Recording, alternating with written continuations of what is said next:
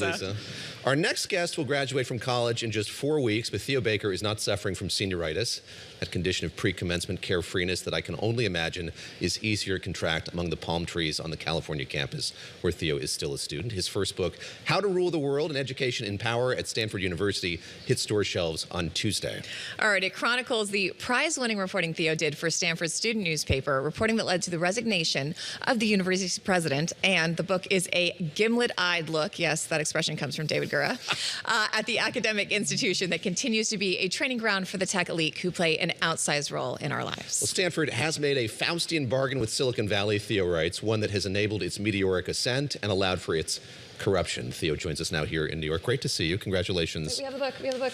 Hoist it, amazing, if you'd like. Yeah, there we go. Thank you for having me. You grew up in a milieu of powerful people. I'm going to allow that when I lived in D.C., I remember seeing you as a kid with your parents, Peter Baker and Susan Glasser, at a Center for a New American Security event. You were there in a blazer, at probably the age of like 7 or 8.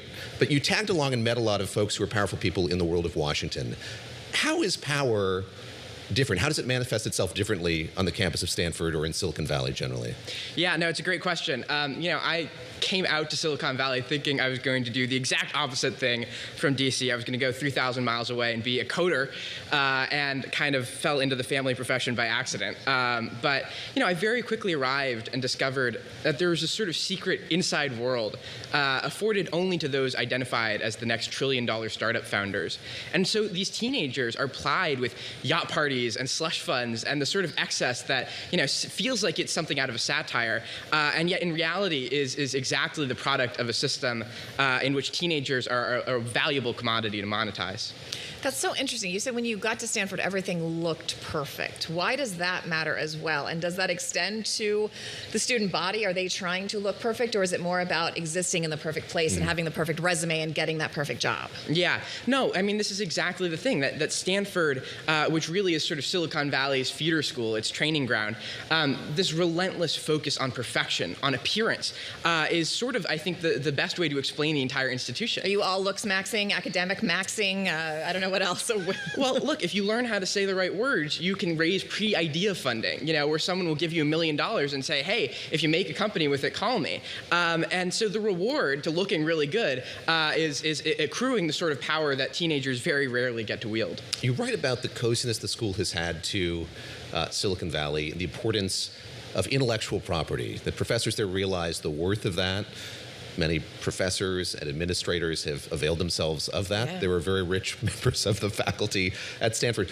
Talk a bit about that coziness, if you would, the way that this institution, perhaps more so than many other academic institutions in the United States, is really part and parcel of a larger kind of industrial theme. Absolutely. I mean, Silicon Valley wouldn't exist without Stanford. Much of it was created on the university grounds. In fact, if you just took the value of the companies that have offices on Stanford land, it's something north of $6 trillion in terms of total value. There's a professor who's known by the moniker of Professor Billionaire because he's made over $20 billion by investing in his students' companies, right? And so understanding this no boundaries relationship goes a long way to explaining how both the money and the power that have seeped into Silicon Valley make their way onto campus, but also the sort of cutting corners mentality that has, in so many ways infected a number of the students that I arrived with, seeing them take on this tech ecosystem for themselves. All right, we're talking about Stanford, we're talking about everything, but we also do want to talk about the reporting that you did that scrutinized the work of Stanford's now former president. First of all, when you sat down, because we both know your parents, I said, didn't you learn anything from your parents? Why did you want to go into journalism? And you said you actually didn't, and then this started with a tip, so talk us through that. Yeah, no, I'm a completely accidental journalist. I joined the student paper. Happens to the best of us, buddy. I was a ballet dancer. It's, it's a terrible thing, and yet, I fell in love, of course, over the course of freshman year with the ability to actually find a story and do reporting that I thought mattered to my community. This reporting on Mark Tessier-Levine revealed allegations of research misconduct in several papers that he had co-authored over a significant period of time before becoming the president of Stanford. Ultimately, by the end of the year, as I report for the first time in this book, he was ousted by a unanimous vote of his own board of trustees, and several major neuroscience studies were retracted as a result. It's interesting as you're reporting all of this out, the kind of pushback that you get from folks who knew him, knew of him, suggested that he had a sterling reputation. In effect, you should watch yourself as you're doing this, and that kind of manifests itself most significantly, I guess, in letters that you got from legal counsel saying these allegations are untrue, you shouldn't publish this, it's scurrilous.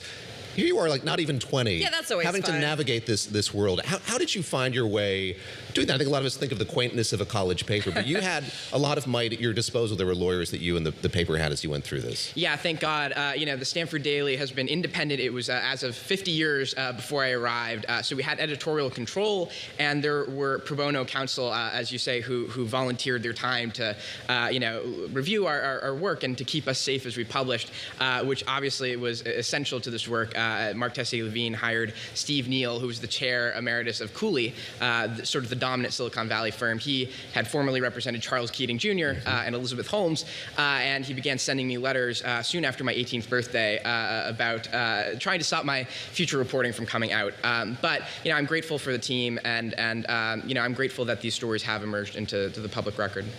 All right, so you're graduating in how many weeks? Gosh, I think it's a little over 3 weeks now. Okay, have you done all your homework? I know you're here on a Sunday. I do have an assignment for Sleep and Dreams I have to turn in after this. I'm not digging into that. We were talking about it at the break. For another time. Look, it's a very hard time, it seems to me, to be a young person right now. And I just want to ask you broadly, are the kids all right? How are you guys doing? Do you feel like you're going to find your place? Well, some kids are, some kids aren't. But this has also been interesting, right? I came on campus right at the beginning of the AI rush. Yeah. And at Stanford in particular, this has been a crazy time. ChatGPT came out 2 months after we arrived.